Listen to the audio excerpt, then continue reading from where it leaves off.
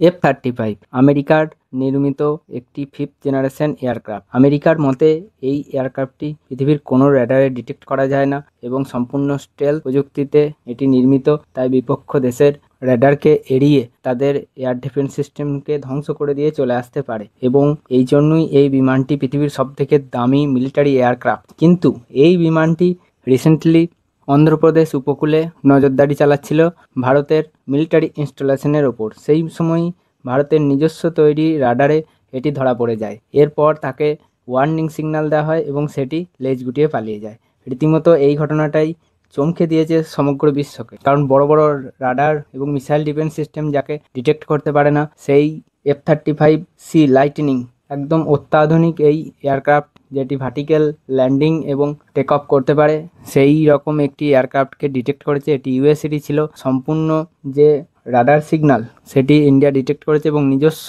তৈরি রেডার, উত্তম রেডারের সাহায্যে এটি ইন্ডিয়া করে দেখিয়েছে। এখানে আমি বলে রাখি, এই যে অন্ধ্রপ্রদেশেই অবস্থিত বিশাখাপত্তনম হচ্ছে ইন্ডিয়ান নেভির সবথেকে গুরুত্বপূর্ণ একটি বেস, যেখানে আইএনএস বিক্রমাদিত্য স্টেশন করা থাকে। এছাড়াও বিভিন্ন যে গুরুত্বপূর্ণ সাবমেরিন তার বেস।